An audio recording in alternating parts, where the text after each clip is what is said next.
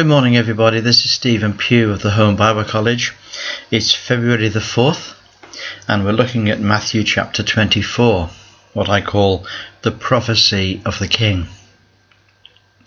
In the lifetime of the Lord Jesus there are three notable sermons which the Lord brings. There is the Sermon on the Mount, which is an expose of the false teaching of the scribes and Pharisees, and it is a correct exposition of the law, and also it is a full explanation as to how Israel are going to enter the Messianic kingdom.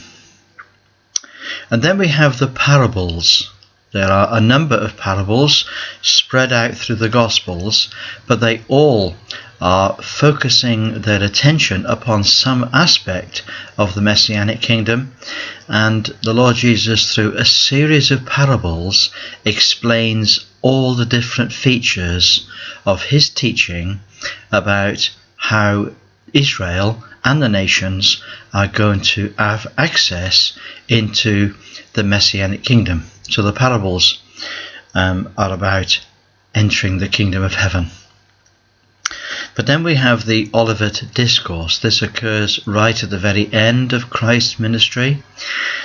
He's seated on the Mount of Olives, which is just a mile or so away from Jerusalem itself. And it begins in verse 1 that Jesus went out and departed from the temple, and his disciples came to him to show him the buildings of the temple.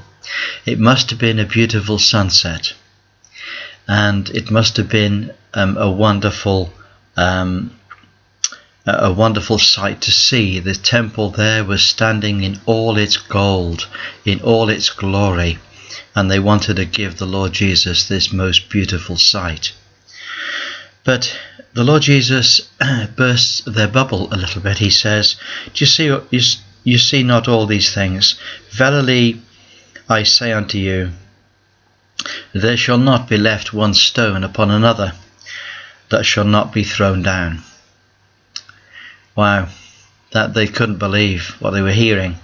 So they come to the Lord Jesus privately, and they said, "Tell us, when will these things be? And what will be the sign of thy coming and of the end of the world?" Now that's not the world, the planet. That's the end of the age in which they're living. Jesus answered and said, "Take heed that no man deceive you. Because there will be many that will come in my name, saying, I am Christ, and they will deceive many. You will hear of wars and rumours of wars.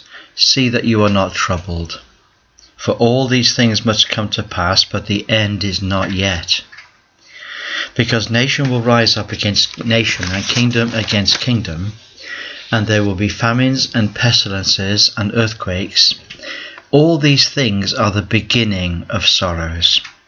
Then they will deliver you to be afflicted, they will kill you, and you will be hated of all nations for my name's sake." Now this isn't speaking about the church.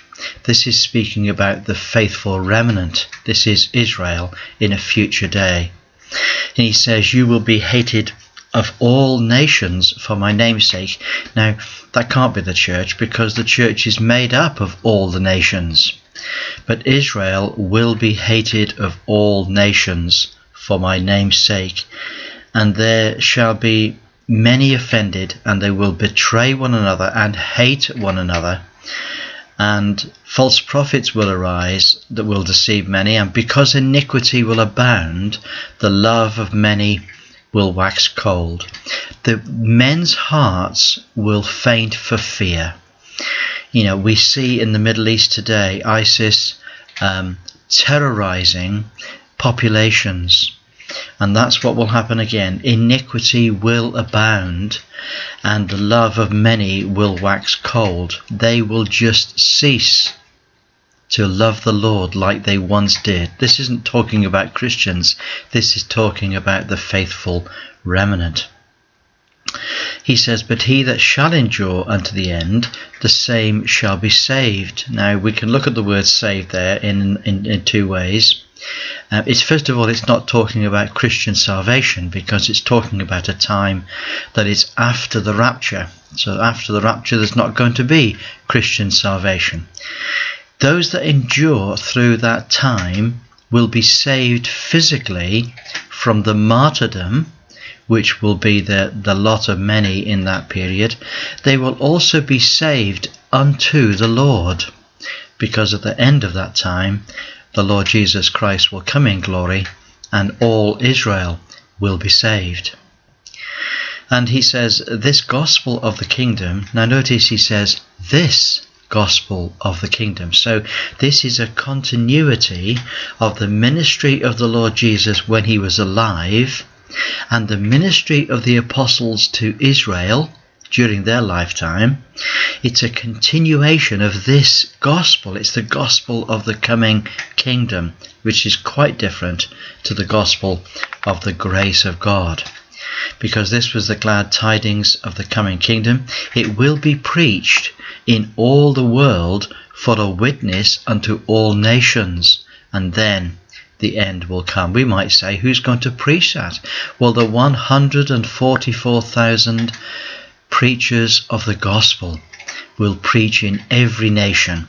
They will have all of the supernatural gifts, and they will be able to bring witness to the Lord in their days. That's going to be at the time of the tribulation. Now he says, verse 15, notice the little word when, okay, because it's answering their question. When you therefore shall see the abomination of desolation, spoken by Daniel the prophet, stand in the holy place, then let those that are in Judea flee to the mountains. Now this is very specific instruction. It's instruction to the remnant of Israel who are living in the land of Judah. And the abomination of desolation is an image set up by the Antichrist in the restored temple, and the image is set up halfway through these 7 years, the years that we call the tribulation. So halfway through that time, the Antichrist sets up this. It's the abomination which brings desolation, and it's going to stand in the holy place. And those that are in Judea, once they see that, they're going to have to run for it, and run as quickly and as fast as they possibly can. Let those that are on the housetop not come down to take anything out of the house. There won't be time to do that. Neither let those that are in the field go back to pick up their coats. There won't be time to do that. They'll need to escape very quickly indeed. And woe to those that are with child, and those that give suck in those days. He says, pray that your flight be not in the winter or on the Sabbath day. Now this is the other Lord's Prayer. This is the Lord's Prayer to those who see or hear of the abomination of desolation. He says, pray that you don't have to run away in the winter time, because that's going to be very difficult indeed, and those that are with child will find this a terrible, terrible thing. And pray also that your flight is not going to be on a Sabbath day. For there shall be great, he says, then there shall be great tribulation. Great tribulation. Now there's always been tribulation for the people of God all the time. However, this period of tribulation is quite a different matter.